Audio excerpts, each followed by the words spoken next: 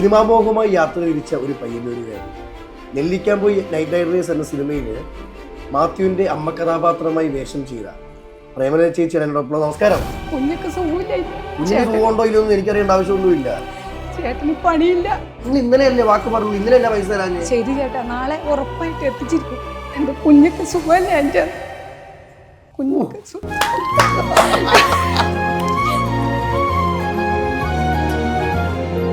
40ാമത്തെ വയസ്സിലാണ് ഞങ്ങൾക്ക് മലയാള സിനിമയിലേക്ക് ഒരു അമ്മയെ കിട്ടിയത് കഥാപാത്രമായി. ഇതിൽ തുടക്കം എങ്ങനെയായിരുന്നു?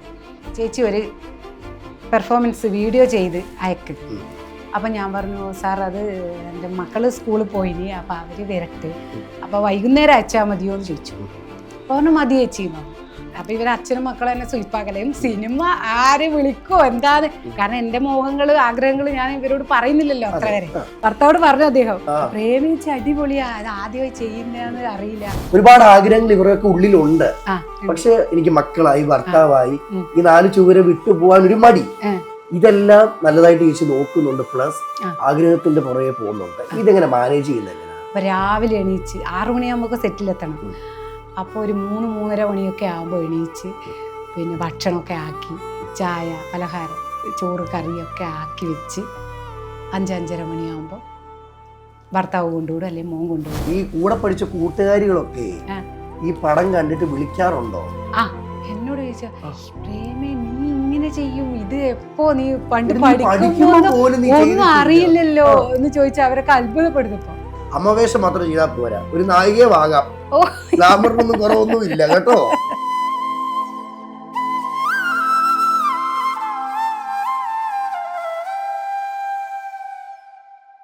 എല്ലാവർക്കും നമസ്കാരം. ഞാൻ അജിൻ വർഗീസ്. സെല്ലിലോട്ടിന്റെ മറ്റൊരു എപ്പിസോഡിലേക്ക് അവർക്ക് സ്വാഗതം.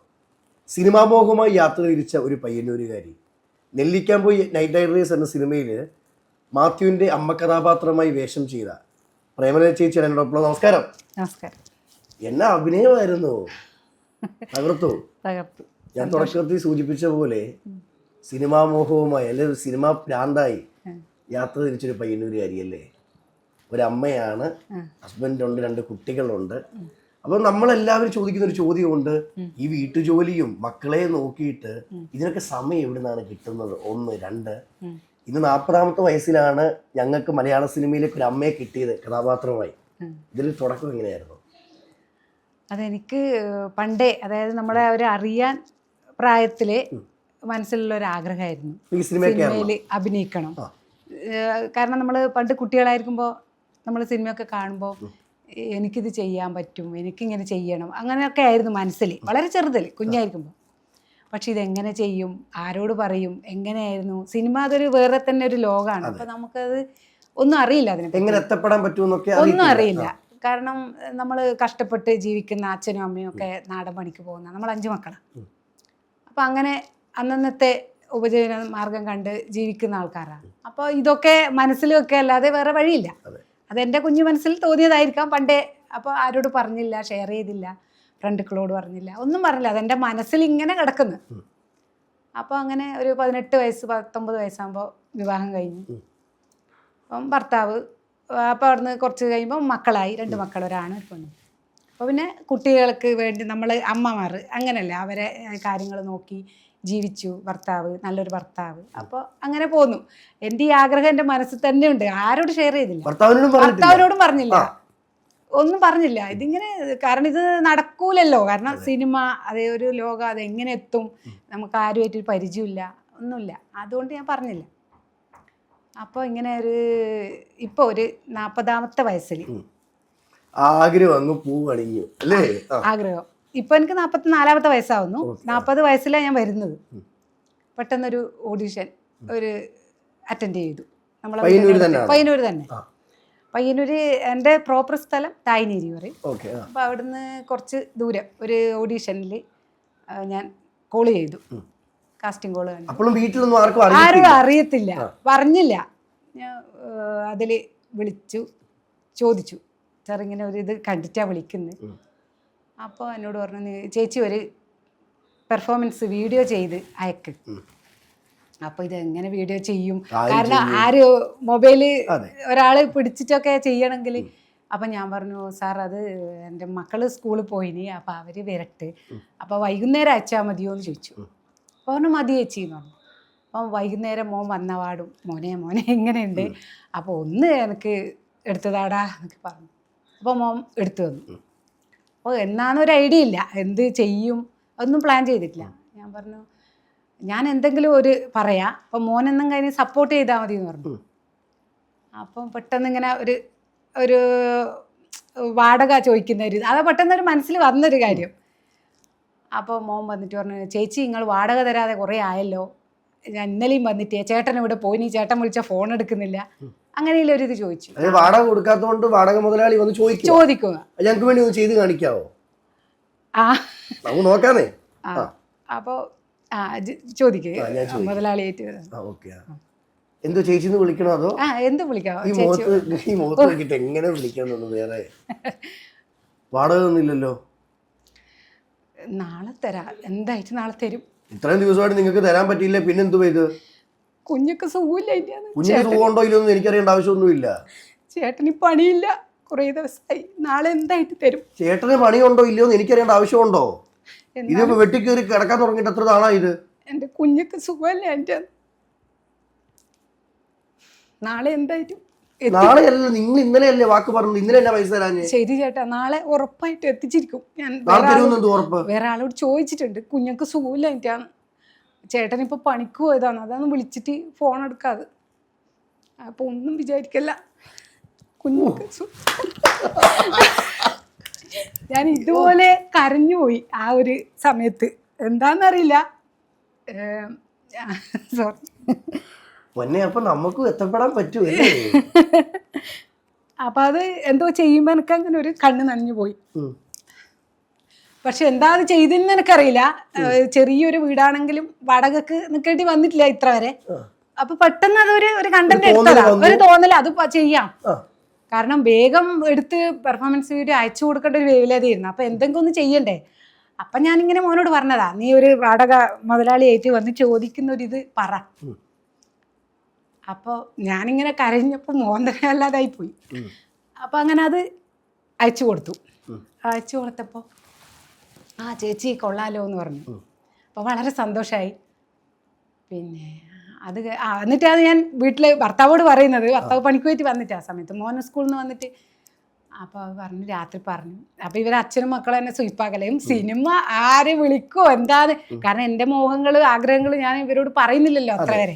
അപ്പോൾ ഇവർക്ക് ഇതറിയില്ല, പെട്ടെന്നൊരു ഇത് പറയുന്നതെന്നല്ലേ ചിന്തിക്കും. അപ്പോൾ അവിടെ നിന്ന് 2 ദിവസം കഴിഞ്ഞിട്ട് എന്നെ വിളിച്ചു. വേറെ ആളെ വിളിക്കുന്നത്, അയച്ചു കൊടുത്തത് വേറെ ആൾ, അതിൻ്റെ ഡയറക്ടർ വിളിച്ചു. അപ്പോൾ അദ്ദേഹം വിളിച്ചിട്ട് പറഞ്ഞു എവിടെയാ വീട് എന്നൊക്കെ ചോദിച്ചു. അപ്പോൾ ഞാൻ പറഞ്ഞു കൊടുത്തു ഇന്ന പോലെയാണ്. അപ്പോൾ ഞാൻ ഉച്ചയ്ക്ക് ശേഷം അങ്ങോട്ട് വരാം എന്ന് പറഞ്ഞു. അപ്പം ഭർത്താവും മക്കളും നമ്മൾ ഡയറക്റ്റ് ഇങ്ങോട്ട് വരുന്നു, ആരാന്നേതാന്നൊന്നും അറിയില്ല. അപ്പോൾ പറഞ്ഞു. കുറേ ഉച്ചയ്ക്ക് ശേഷം അദ്ദേഹം വന്ന് വീട്ടിലെത്തുമ്പോഴേക്ക് ഭർത്താവിന് അദ്ദേഹത്തിനെ പരിചയമുണ്ട്, അറിയുന്ന ആള്. നീയാന്ന് വെച്ചാൽ ഇവര് ഞാനിങ്ങനെ. അപ്പോൾ അദ്ദേഹത്തിന് എനിക്കും അറിയാം മുമ്പേ. കാരണം അപ്പോൾ ഞാൻ ഈ വീട്ടിൽ വരുന്ന സമയത്ത് കുറച്ച് താടിയും മുടിയൊക്കെ വെച്ച് ആളൊക്കെ മാറി. മുമ്പേ ഞാൻ കണ്ടിട്ടുണ്ട്, ഒരു ജസ്റ്റ് കണ്ടാൽ ചിരിക്കും, ആ ഒരു പരിചയം എനിക്കില്ലോ, നമ്മളെ കുറച്ചാണ്. അപ്പം എനിക്ക് പറഞ്ഞു, നിനക്കറിയില്ലേ ഇത് നമ്മളെ ജയേഷാണ്, അദ്ദേഹത്തിൻ്റെ പേരൊക്കെ പറഞ്ഞു പരിചയപ്പെടുത്തി.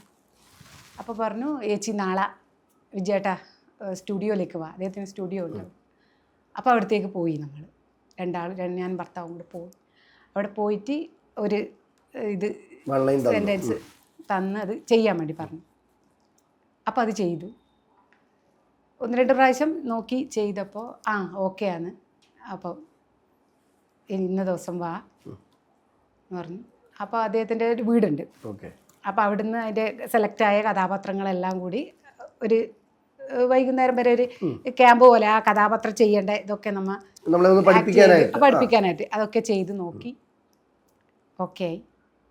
അങ്ങനെ അപ്പോൾ പിന്നെ അദ്ദേഹം ഇവരോട് പറഞ്ഞു, വിജയേട്ടാ പ്രേമിച്ച് ഇങ്ങനെ ചെയ്യൂ നമുക്ക് അറിയില്ലല്ലോ, ഉണ്ടെങ്കിൽ ഞാനിങ്ങനെ ഒരു കുറച്ച് അത് ആദ്യത്തെ സിനിമ അദ്ദേഹത്തെ 14th ഗേൾ എന്ന് പറഞ്ഞിട്ട് ഒരു OTT. ഭർത്താവോട് പറഞ്ഞു അദ്ദേഹം, പ്രേമിച്ച് അടിപൊളിയാ, അത് ആദ്യമായി ചെയ്യുന്നതെന്ന് അറിയില്ല, തോന്നൂല എന്നൊക്കെ പറഞ്ഞു. അപ്പൊ അങ്ങനെ അത് ചെയ്തു. അപ്പൊ അതായിരുന്നു തുടക്കം. ഞാൻ വേറൊരു കാര്യം പറഞ്ഞു, ആ സിനിമ ചെയ്തു, ഓക്കെ, അവിടുന്ന് വിട്ടുകൊടുക്കാൻ തയ്യാറല്ല. ആ ഷൂട്ട് കഴിയുന്ന ലാസ്റ്റ് ഡേ വേറൊരു ഓഡീഷൻ നമ്മളെ വീട്ടിന്റെ അടുത്ത് കുറച്ചങ്ങോട്ട്. അപ്പൊ അതിന് പങ്കെടുത്താലല്ലേ നമുക്ക് കിട്ടും. അപ്പൊ അതിന് പോയാലോ എന്നില്ലൊരു ചിന്ത. ഭർത്താവോട് പോവാ, നമുക്ക് പോവാം. പിന്നെ ഭർത്താവ് കട്ട സപ്പോർട്ടാ. കാരണം ഒരാഗ്രഹം എനിക്ക് അങ്ങനെ ഉണ്ട് എന്നുള്ളത് അറിഞ്ഞ അദ്ദേഹം, കാരണം ഏത് കാര്യത്തിനും എൻ്റെ കൂടെ നിൽക്കുന്ന അദ്ദേഹം. അതുപോലെ തന്നെ നമ്മൾ അങ്ങനത്തെ ഒരു നല്ലൊരു സന്തോഷമായിട്ട് ഹാപ്പിയായി ജീവിക്കുന്ന ഇതാ. അപ്പോൾ അങ്ങനെ നമ്മൾ ആ ഓഡീഷന് പോയി, അതിൽ പങ്കെടുത്തു. അവിടെ പോകുമ്പോഴേക്കും ഒരുപാട് ആള്, 500-600 ആൾക്കാരുണ്ട്. ഉണ്ട്. ഒരുപാട് ആൾക്കാർ, നമുക്ക് ആരും പരിചയമില്ല. അപ്പൊ അവിടെ എത്തി ഇതുപോലെ ഓഡീഷൻ ചെയ്തു. കുറച്ച് 5-6 പേരുണ്ട്, നമുക്കറിയില്ല ആരാ അതിൻ്റെ ഡയറക്ടർ ഒന്നും അറിയില്ല. അവർ ഓഡീഷന് പോകുന്നു, പങ്കെടുക്കുന്നു. അപ്പോൾ അതിൽ ക്യാമറ ഒക്കെ വെച്ച് അവർ പറഞ്ഞൊരു കണ്ടന്റ് ചെയ്യാൻ പറഞ്ഞു, ചെയ്തു.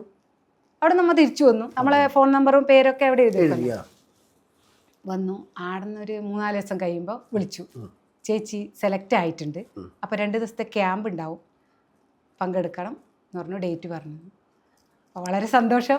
അപ്പോൾ ആ ഡേറ്റിന് ക്യാമ്പിൽ പങ്കെടുക്കാൻ പോയി 2 ദിവസം. അത് കഴിഞ്ഞു. അപ്പോൾ സിനിമയുടെ ഇന്ന കഥാപാത്രം എന്ന് പറഞ്ഞു. പിന്നെ ലുക്ക് ടെസ്റ്റിന് പോയി. അപ്പോൾ അങ്ങനെ ചെയ്തു. അത് കഴിയുമ്പോൾ പിന്നെ ഒരു ഓഡീഷൻ. അങ്ങനെ 4-ാമത്തെ സിനിമയായിട്ടാണ് രേഖ. വിൻസി അലോഷ്യസിനെ. ആ വിൻസിയെ പോലുള്ള കഥാപാത്രം അല്ലെങ്കിൽ ഒരു ആക്ട്രസിനെ നേരിട്ട് കാണുന്നത് ആ ഒരു പടത്തിലാണോ? ആ ഈ 14th ഗേൾ എന്നുള്ള എൻ്റെ ആദ്യത്തെ ആ പടത്തിൽ ഉണ്ണിയേട്ടൻ്റെ കൂടെ അഭിനയിക്കാൻ പറ്റി. പിന്നെ 2ാമത്തെ പടത്തിൽ ഹരിശ്രീ അശോകന്റെ അന്ത്രുതിമാൻ എന്ന് പറഞ്ഞ സിനിമ. അദ്ദേഹത്തിനെ കണ്ടിട്ടില്ല, എൻ്റെ സമയത്ത് അഭിനയിക്കുമ്പോൾ ഉണ്ടായിട്ടില്ല അദ്ദേഹത്തിന്റെ ആ സിനിമ. എന്തായിരുന്നു വേഷം? വിൻസിയുടെ അമ്മയായിട്ട്, വിൻസി അലോഷ്യസിന്റെ അമ്മയായിട്ട് ഉടനീള വേഷമായിരുന്നു. അപ്പൊ ഇങ്ങനെ ഒരു ഓഡീഷനിൽ പങ്കെടുത്തിട്ട് അത്രയും നല്ലൊരു വേഷം കിട്ടി, ചെയ്യാൻ പറ്റി. വളരെ സന്തോഷം. വിൻസിയുമായിട്ടൊക്കെ സംസാരിച്ചിരുന്നോ?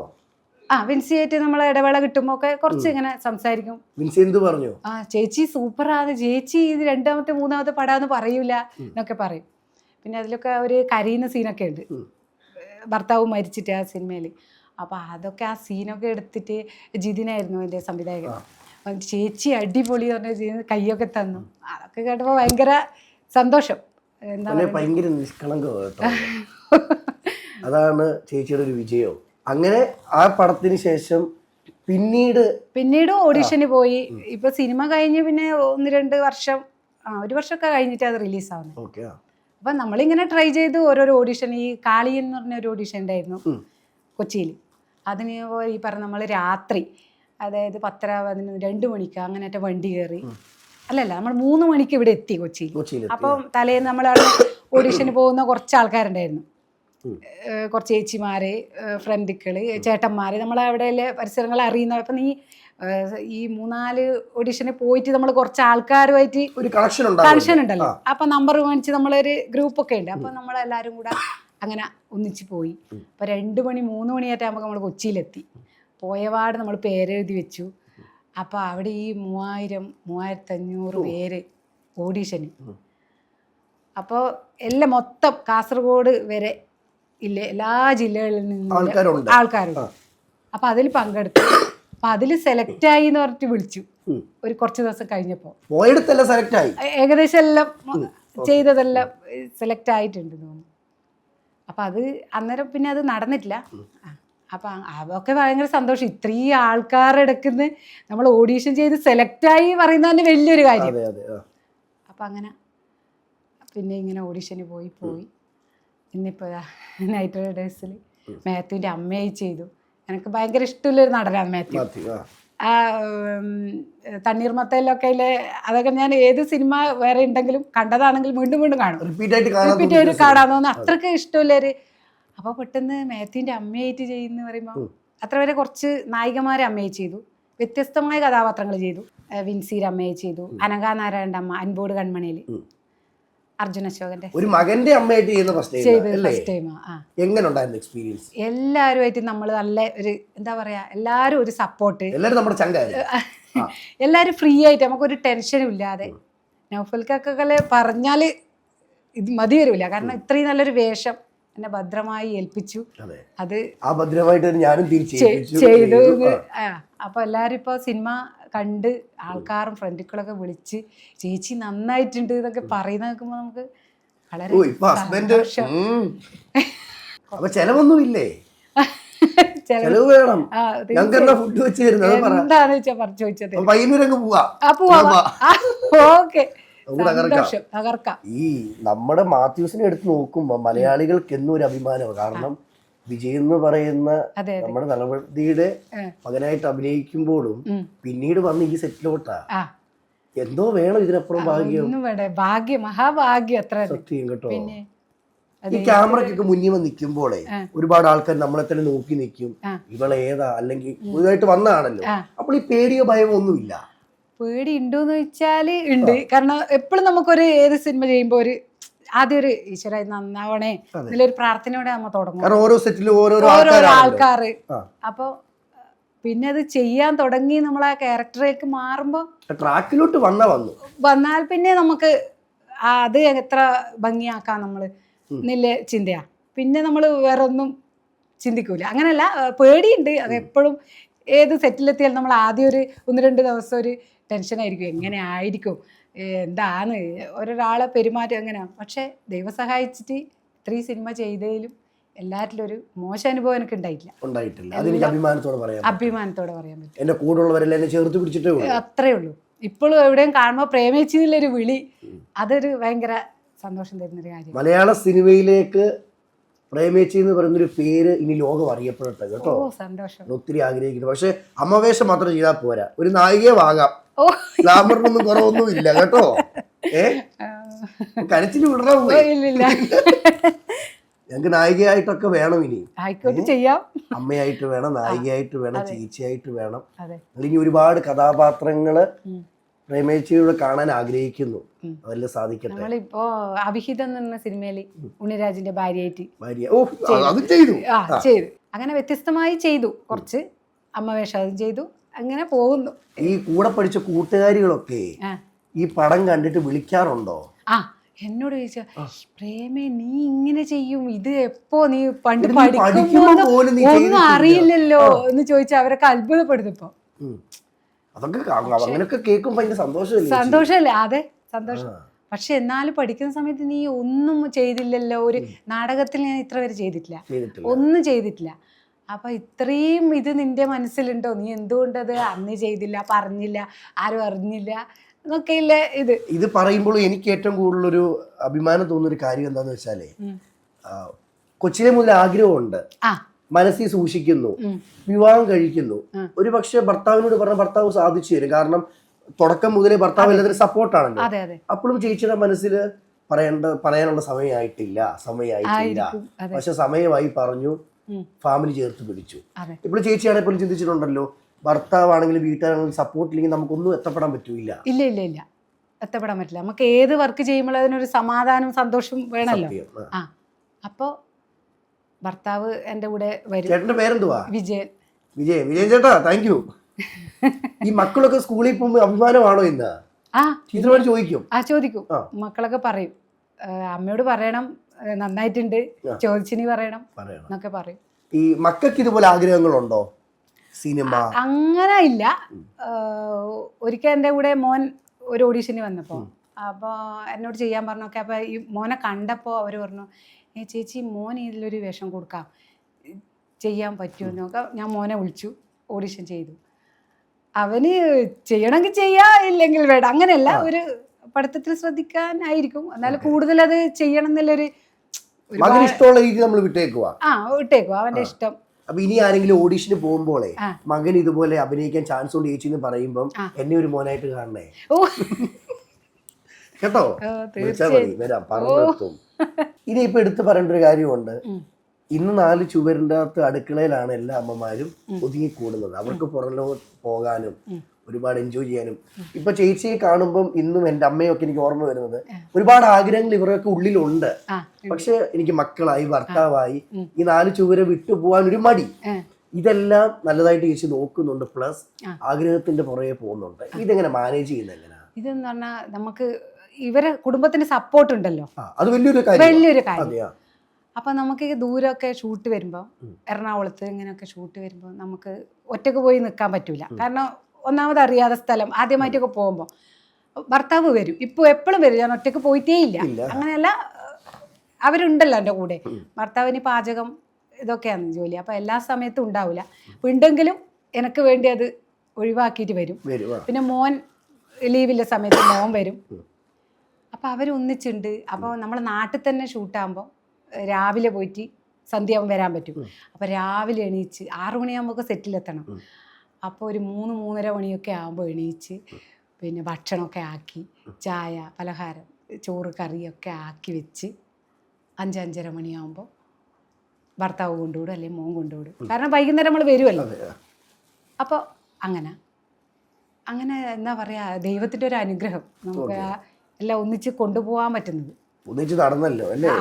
എല്ലാത്തിനും അതിൻ്റെതായ സമയമുണ്ട്. അതാ പറഞ്ഞത്, നമ്മൾ നിഷ്കളങ്കമായി നമ്മൾ ആത്മാർത്ഥമായി ഒരു കാര്യം ആഗ്രഹിച്ചാൽ അത് പ്രകൃതി നമുക്ക് നടത്തി തരുന്നില്ല. പറ്റും ജീവിതത്തിലൂടെ തന്നെ തെളിഞ്ഞു. അതെ. ഇനി ആരോട് അഭിനയിക്കണം എന്ന് ആഗ്രഹം? അത് അങ്ങനൊന്നും ഇല്ല, കിട്ടുന്ന കഥാപാത്രം ഭംഗിയായി ചെയ്യുക, എന്നെ ഏൽപ്പിക്കുന്നത് ഞാൻ സന്തോഷമായി ചെയ്തു കൊടുക്കും. അതിൽ ഏത് എന്താ പറയുക, മാത്യുവിൻ്റെ അമ്മയെ ചെയ്യണമെന്നുണ്ടായിരുന്നു മനസ്സിൽ. ആ ഒരു ഞാൻ പറഞ്ഞില്ലേ, ആ ഒരു ഇഷ്ടക്കൂടുതൽ അതിപ്പോൾ സാധിച്ചു. ഈ അഭിനയിച്ച് കിട്ടിയ പൈസ കൊണ്ട് ആദ്യം ചെയ്തൊരു കാര്യം എന്തായിരിക്കും? ആദ്യം ഞാൻ ആ പൈസ എൻ്റെ ഭർത്താവിൻ്റെ കയ്യിൽ കൊടുത്തു. അദ്ദേഹം അതുപോലെ എന്നെ തിരിച്ചു തന്നു. ഇത് നിന്റെ അടുക്ക് തന്നെ വെക്ക്. അല്ല, അങ്ങനെയല്ല, നമ്മൾ ആദ്യമായിട്ട് അങ്ങനെയല്ല. അപ്പോൾ അത് എനിക്കെന്നെ ഭർത്താവ് തന്നു. ഞാൻ കൊടുത്തു, വാങ്ങി, വീണ്ടും അത് എനിക്കെന്നെ തന്നു. അപ്പോൾ അതിന് ഞാൻ ഭർത്താവിന് ഒരു വാച്ച് വാങ്ങിക്കൊടുത്തു. പിന്നെ മക്കൾക്ക് ഡ്രസ്സ് വാങ്ങി. അങ്ങനെ ചെറിയ ചെറിയ കാര്യങ്ങളൊക്കെ. ഇന്ന് അഭിനയത്തിൽ കിട്ടിയ പൈസ ഇനി ഇത് ലക്ഷമായി മാറട്ടെ, കോടിയായി മാറട്ടെ. ഒരുപാട് സ്ക്രീനുകളിൽ അമ്മയായിട്ടും അനിയത്തിയായിട്ടും പെങ്ങളായിട്ടും ഭാര്യയായിട്ടും ഒക്കെ ഞങ്ങൾക്ക് ഇനി കാണാൻ ഇടയാവട്ടെ. മുന്നിട്ടുള്ള ജീവിതത്തിൽ എല്ലാവിധ ആശംസകളും നേർന്നു. Thank you.